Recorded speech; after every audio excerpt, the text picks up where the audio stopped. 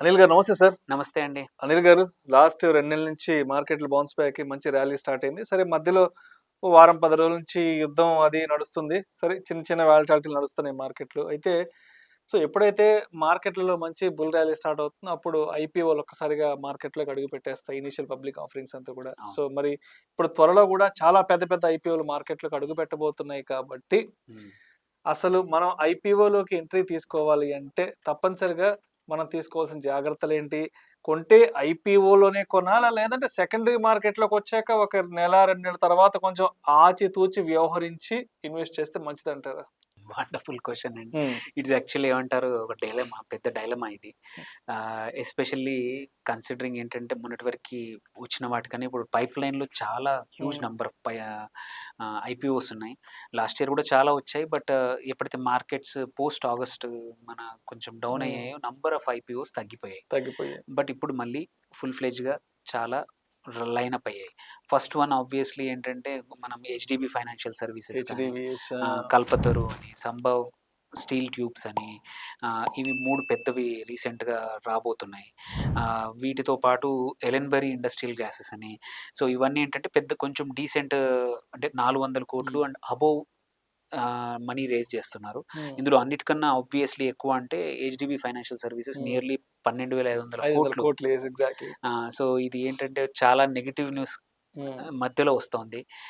ఎందుకంటే మొన్నటిదాకా గ్రే మార్కెట్‌లో 1300, 1400 దగ్గర ట్రేడ్ అయిన స్టాక్ హ్మ్. ఇవాళ 700-740 అబ్బబ్బబ్బా! దగ్గర హ్మ్. ఐపీఓ ప్రైస్‌కొస్తోంది. తీసుకొచ్చారు. ఆ! అండ్ ఆల్సో ఇంకోటేంటంటే మనం చూస్తే హెచ్‌డీబీ ఫైనాన్షియల్ సర్వీసెస్ ఒక 4, 5 సంవత్సరాల నుంచి హ్మ్. అన్‌లిస్టెడ్‌లో చేతులు మారతా ఉందన్నమాట. హ్మ్. సో, అలాంటి స్టాక్ సడెన్‌గా నియర్లీ 50%, 40, 50% డౌను ఆహ్, దగ్గర లిస్ట్ అవ్వడం అనేది వన్ హ్మ్. ఆఫ్ ద మేజర్, అంటే టాకింగ్ పాయింట్. ఇప్పుడు మీరు చూసుకుంటే అసలు అన్‌లిస్టెడ్‌లో పెట్టచ్చా? హ్మ్. పెడితే నష్టాలేంటి అని మనం వింటూ ఉన్నాము. కానీ యాక్చువల్‌గా లైవ్‌గా చూసే కేసు హెచ్‌డీబీ ఫైనాన్షియల్ సర్వీసెస్. హ్మ్. సో, దీని నుంచి హ్యూజ్ లెసన్స్ ఉన్నాయి. జస్ట్ హ్మ్. బికాజ్ అన్‌లిస్టెడ్ ఒక కంపెనీ, మంచి పేరున్న కంపెనీ, బికాజ్ హెచ్‌డీబీ వచ్చేసి హెచ్‌డీఎఫ్‌సి ప్రమోటెడ్ కంపెనీ.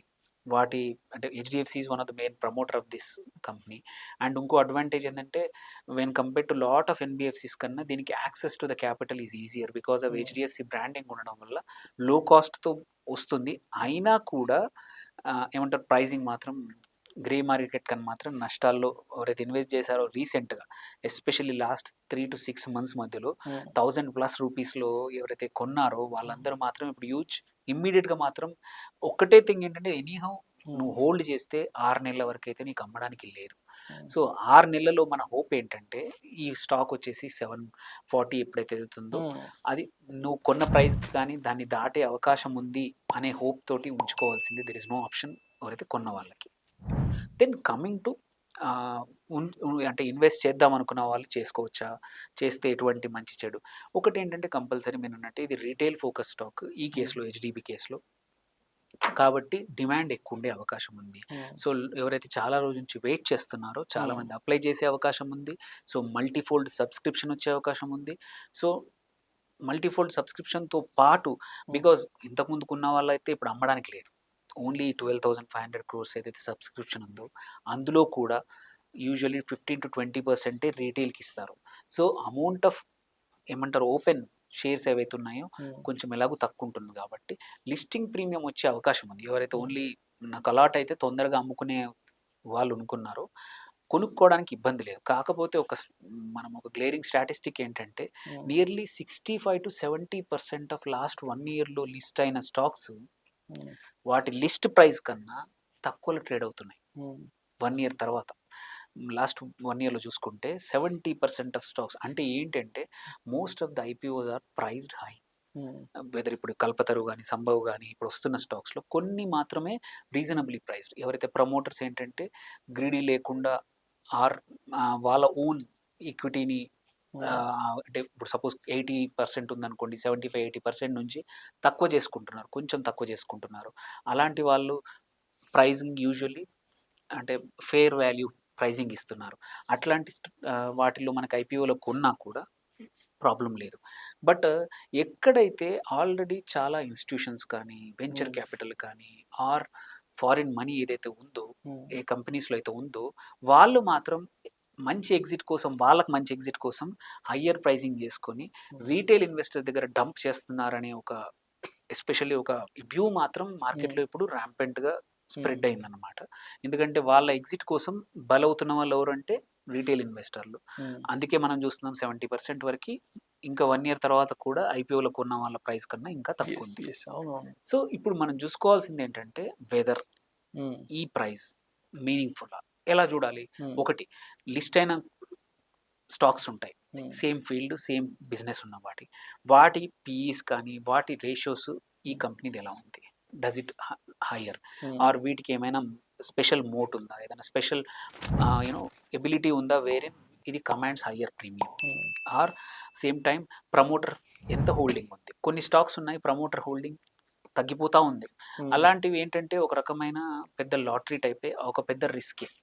సో ఈ 4-5 పారామీటర్స్, ఒకటి ఈ ఇస్తున్న డబ్బులు ఇప్పుడు రేజ్ చేస్తున్నారు 12,500 కోట్లు హెచ్డిబి, కల్పతరు నియర్లీ 1,600 కోట్లు 1,590 కోట్లు రేజ్ చేస్తున్నారు.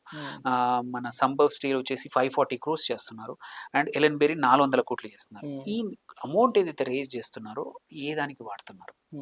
If it is for buying out or giving exit ఎవరికి ఎగ్జిస్టింగ్ ఇన్వెస్టర్స్కి కానీ ప్రమోటర్స్ కానీ అంటే మాత్రం ఇట్స్ యూజువలీ మంచి ఇండికేషన్ కాదు. లైక్ ఎగ్జాంపుల్ మనం చూసాము విశాల్ రీటైల్, వాళ్ళు క్యూఐపికి వచ్చారు, రేజ్ చేసిన డబ్బులతో ఎగ్జిట్ అయిపోయారు. ఓకే, సో అంటే ఏంటి, ప్రమోటర్ హోల్డింగ్ తగ్గిపోయింది, రీటైల్ హోల్డింగ్ పెరిగిపోయింది. జనరల్గా రీటైల్ హోల్డింగ్ మరీ ఎక్కువ పెరిగిపోయినా డేంజరే. ఎందుకంటే ప్రమోటర్ ఎగ్జిట్ అవుతున్నారు. ఎందుకు ఎగ్జిట్ అవుతున్నారు? యూజువల్లీ మనము ఆపోజిట్ చూస్తాం. One of the parameter to enter a good stock ఏంటంటే ప్రమోటర్ అడిషనల్గా కొనడం అనేది ఒక పారామీటర్. అందుకే సో ఈ డబ్బులు అడిషనల్ కెపాసిటీ కోసమా, న్యూ ఎంట్రీ వర్టికల్ కోసమా, ఆర్ ఎగ్జిస్టింగ్ ఇన్వెస్టర్స్ని ఎగ్జిట్ ఇవ్వడానికా? దీన్ని బట్టి మనం చూడాల్సిందంటే ఎస్ మొత్తం డబ్బుల్లో ఇప్పుడు 80-90% ఎగ్జిస్టింగ్ ఇన్వెస్టర్స్కి ఎగ్జిట్ ఇస్తున్నారంటే అదొక నెగిటివ్ ఇండికేషనే. అలాంటి వాటికి కొంచెం దూరం ఉండి ఒక 3-4 నెలల తర్వాత ట్రేడ్ అయ్యాక ప్రైస్ ఎలా ఉందో చూసుకొని కొనడం బెటర్. ఎక్కడైతే లేదు ఒక కొత్త ప్లాంట్ పెట్టబోతున్నాము, కొత్త కంపెనీని అక్వైర్ చేయబోతున్నాము, ఆర్ మా వర్కింగ్ క్యాపిటల్ సరిపోవట్లేదు, ఈ డబ్బులు తీసుకెళ్ళి వర్కింగ్ క్యాపిటల్లో యాడ్ చేయడం వల్ల మన మార్జిన్స్ పెరుగుతాయి, ఎబిటా పెరుగుతుంది, ఈ నంబర్స్ పెరుగుతాయి, మన ప్రాఫిట్ మార్జిన్, గ్రాస్ ప్రాఫిట్ కానీ నెట్ ప్రాఫిట్ మార్జిన్, ఎన్పిఎం అవన్నీ పెరుగుతాయి అని ఎప్పుడైతే అనుకుంటామో, ఎలా అయితే ఇందులో ఐపీఓలు చెప్తారో అట్లాంటి వాటిలో ధైర్యంగా పెట్టచ్చు. ఎందుకంటే మన క్యాపిటల్ అనేది అడిషనల్ క్యాపిటల్ ఏదైతే ఇన్ఫ్యూజ్ అవుతుందో దానివల్ల టర్న్ ఓవర్ పెరగచ్చు, ప్రాఫిటబిలిటీ పెరగచ్చు అండ్ కొత్త ఏరియాలో కంపెనీ ఎంటర్ అవ్వచ్చు. So there is a huge scope for growth of that company. వెరాజ్ నువ్వు ఎగ్జిట్ ఇస్తున్నావు ఎగ్జిస్టింగ్ ఇన్వెస్టర్స్ కంటే, అది usually it's a negative indication. So ఇవి చూసుకొని ప్రతి స్టాక్ ప్రతి ఏదైతే ఐపీఓకి వస్తుందో వాళ్ళు కంపల్సరీ వాళ్ళ డిస్క్లైమర్ కంపల్సరీ డిస్క్లోజ్ చేస్తారు, ఈ డబ్బులు నేను చేస్తున్నారు, అది చదవండి. అండ్ సైమల్టేనియస్లీ ఆ ఇండస్ట్రీ పియర్స్, లిస్ట్ అయిన పియర్స్ ఎలా ట్రేడ్ అవుతున్నాయో చూడండి. ఈ 2 పారామీటర్స్ చూసుకుంటే సరిపోతుంది. జస్ట్ బికాస్ ఒక కంపెనీ అందరికీ తెలుసని బ్లైండ్గా ఇన్వెస్ట్ చేయొద్దు, అందరూ సబ్స్క్రైబ్ చేస్తున్నారని చెయ్యకండి. సో కొంచెం జాగ్రత్తగా ఉండి ఫండమెంటల్స్ ఏంటి, టెక్నికల్స్ ఏంటి, పిఈ ఏంటి, ఏమిటి ఇవన్నీ చూసుకోవాలి. డబ్బులు ఎక్కడ పోతున్నాయి ఈ చూసుకుంటే చాలు. అంటే మరి పెద్ద అనాలిసిస్ అవసరం లేదు. సింపుల్గా ప్రాస్పెక్టస్ లో కానీ ఎక్కడ చదివినా కానీ ఇన్ఫర్మేషన్ వస్తుంది. ఈ 4-5 స్టాక్స్ ఇప్పుడు కరెంట్లీ, బట్ ఇంకా లాట్ ఆఫ్ పైప్ లైన్ లో కూడా ఉన్నాయి. మెయిన్ బోర్డ్ లోనే కాకుండా ఈవెన్ ఎస్ఎంఈ బోర్డులో కూడా చాలా వస్తున్నాయి. బట్ అన్ని కూడా ఇదే పారామీటర్స్, 4 పారామీటర్స్ చూసుకుంటే అక్కడ కొంచెం ఇంకెక్కువ జాగ్రత్తగా ఉండాలి. అట్లీస్ట్ మన ఏవైతే పెద్ద కంపెనీస్ ఉన్నాయో వాటికి అట్లీస్ట్ కొంచెం ఇన్ఫర్మేషన్ మోర్ ట్రాన్స్పరెంట్గా ఉండే అవకాశం ఉంది. బట్ ఎస్ఎంఈలో వచ్చే స్టాక్స్ మాత్రం మచ్ మోర్ రీసెర్చ్ చేసి ఎవరైనా తరోగా కావాలంటే అడ్వైస్ తీసుకొని చేయండి, కానీ మాత్రం తొందరగా పడి ఏది తక్కువ వాల్యూ ఉంది. ఆర్ ఇప్పుడు ఏంటంటే కొన్ని ఫ్యాషన్స్ అయిపోయాయి. ఇప్పుడు అందరం డిఫెన్స్ అంటున్నాము. ఆ కంపెనీ పేరులో డిఫెన్స్ అని తగిలిస్తారు, ఆ కంపెనీ పేరులో ఏరోస్పేస్ అని తగిలించినంత మాత్రాన ఆ కంపెనీ బాగుందని కాదు. ఆర్ సోలార్ రిన్యూబుల్ బాగా పనిచేస్తున్నాయి కదా అని ఆ కంపెనీలో ఒక సోలార్ పడేశారు. మనం చూసాము చాలా కంపెనీస్ మోసం కూడా చేసాయి. సో ఇలాంటి టైంలో కొంచెం ఎస్పెషల్లీ ఎస్ఎంఈలో మాత్రం ఇన్వెస్ట్ చేస్తే మాత్రం అక్కడ రిస్క్ రివార్డ్ అనేది చాలా high. Yes, risk is very high. Reward రావచ్చు బట్ యూఆర్ టేకింగ్ చాలా రిస్క్. ఈ మధ్య కొన్ని కంపెనీలు గోడౌన్ రేంజ్ ఉన్న కంపెనీలు కూడా ఐపీఓలకి ఎస్ఎంఏలు మెయిన్ బెట్లు కూడా చేస్తున్నాయి. అందుకోసం కొంచెం జాగ్రత్తగా ఉండాలి ఈ టైంలో. ఐపీఓ జస్ట్ బికాజ్ ఐపీఓ ఏంటంటే వాళ్ళు బజ్ అడ్వర్టైజ్మెంట్ చేస్తారు, ఆ బజ్ పిఆర్ చూసి పిఆర్ క్రియేట్ చేస్తారు. సో ఉమ్, ఇలాంటి టైం కొంచెం ఎక్స్ట్రా కాషియస్గా ఉండాలి. అండ్ నాన్ ప్రాఫిటబుల్ కంపెనీస్ ఏవైతే ఉన్నాయో, ఎందుకంటే especially new age technology companies, app um, based companies చాలా రాబోతున్నాయి. అవునవును అవి ఇంతవరకు ప్రాఫిటే చూడలేదు. వాటికి అవునవును ప్రాఫిట్ అంటే తెలీదు. ఆ కంపెనీ ఎవరైతే సీఈఓలు ఉన్నారో management only burn burn burn burn um, అంతే తప్ప ప్రాఫిట్ అనేది తెలియదు. అట్లాంటి కంపెనీలో ఇన్వెస్ట్ చేసేప్పుడు మాత్రం చాలా జాగ్రత్తగా ఉండాలి. ఎందుకంటే సేమ్ ఆపర్చునిటీ ఎల్స్‌వేర్ కూడా ఎస్ ఉంది. ఎందుకంటే మార్కెట్ ప్రతి ఒక్కరికి ఆపర్చునిటీస్ చూపిస్తుంది. మీరు చూస్తే ఇవాళ నెగెటివ్ మార్కెట్‌లో కూడా కొన్ని సెక్టర్స్ బాగా పర్ఫార్మ్ చేస్తాయి. So opportunities are always there. Just because డబ్బులున్నాయి, జస్ట్ బికాజ్ అందరూ చేస్తున్నారని డోంట్ హర్డ్ మెంటాలిటీతో వెళ్ళొద్దు. రైట్ సార్ ఐపీఓస్ రిస్క్‌కి జాగ్రత్తగా చేయాలి. Okay sir okay sir thank you sir thank you so much Anil గారు థ్యాంక్ యూ. ఈ బుల్ ర్యాలీలో వస్తున్న ఐపీఓల్లో ఇన్వెస్ట్ చేయడం కరెక్టేనా ఏంటి అసలు ఒక ఐపీఓలో ఇన్వెస్ట్ చేసే ముందు తప్పనిసరిగా ఎటువంటి అంశాలను పరిగణలోకి తీసుకోవాలి ఐపీఓలోకి వచ్చాక లాట్లు కొనడం బెటర్ లేదంటే ఒక 2-3 మంత్స్ వెయిట్ చేసి కంపెనీ మంచి చెడులు చూసుకొని సెకండరీ మార్కెట్లో కొనడం మంచిదని అంశం చాలా చక్కగా తెలియజేస్తే thank you so much sir thank you అండి.